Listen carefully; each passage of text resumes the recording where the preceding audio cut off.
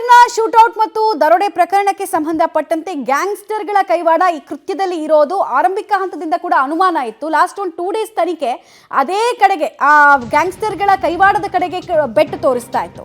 ಹಂತಕರು safe ಎಸ್ಕೇಪ್ಗೆ ಕೈ ಜೋಡಿಸಿದ್ರ ಇನ್ನೂ ಇಬ್ರು ಅನ್ನುವಂತಹ ಪ್ರಶ್ನೆ. ಹಣದ ಟ್ರಾಲಿ ಬ್ಯಾಗ್ನಲ್ಲಿ ಬಂದವರಿಗೆ ಇಬ್ಬರು ವ್ಯಕ್ತಿಗಳು ದಾರಿ ತೋರಿಸುವಂತಹ ದೃಶ್ಯ ಕೂಡ ಸಿಸಿಟಿವಿಯಲ್ಲಿ ಸೆರೆಯಾಗಿದೆ.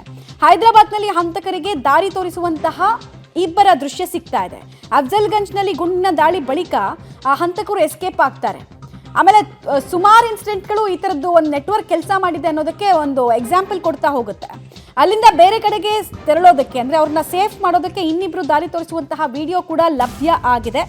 ಈ ವಿಡಿಯೋದಲ್ಲಿ ಇದು ಇಬ್ಬರ ಕೃತ್ಯ ಅಲ್ಲ ಅನ್ನೋದು ಗೊತ್ತಾಗ್ತಾ ಇದೆ. ನೋಡಿ, ಫಸ್ಟು ಒಬ್ಬ ದರೋಡೆಕೋರ ಅಲ್ಲಿ ಸಾಗೋದನ್ನು ನೀವು ಗಮನಿಸ್ತಾ ಇದ್ದೀರಾ. ಸೊ ಇದಾದ ನಂತರ ನೋಡಿ, ಇಬ್ರು ಮೂವ್ ಆಗ್ತಾ ಇರುವಂತಹ ವಿಜುವಲ್ಸ್ ಅನ್ನು ಕೂಡ ನೀವು ಗಮನಿಸ್ತಾ ಇದ್ದೀರಾ. ಅಲ್ಲಿ ಆ ಇಬ್ಬರು ಹಂತಕರಿಗೆ ಉಳಿದಂತಹ ವ್ಯಕ್ತಿ ಇನ್ನೊಬ್ಬ ವ್ಯಕ್ತಿ ಬಂದು ಮಾರ್ಗದರ್ಶನವನ್ನು ತೋರಿಸೋದು, ಅಂದರೆ ಈ ದಿಕ್ಕಲ್ಲಿ ಹೋಗಿ ಈ ದಿಕ್ಕಲ್ಲಿ ನಡೀರಿ ಅಂತ ಹೇಳಿ ಅವನು ಸನ್ನೆಗಳನ್ನು ಮಾಡ್ತಾ ಮಾತಾಡಿಸ್ಕೊಂಡು ಹೋಗೋದನ್ನ ನೋಡ್ತಾ ಇದ್ದೀರಾ. ಎಸ್ಕಾಟ್ ಮಾಡ್ತಿರೋದು ಬೇಸಿಕಲಿ ಆ ಹಂತಕರಿಗೆ ಇವರು ಎಸ್ಕಾಟ್ ಮಾಡೋದಕ್ಕೆ ಮುಂದಾಗ್ತಾರೆ, ಈ ಲೊಕೇಶನಲ್ಲಿ ಹೋಗಿ ಅಂತ.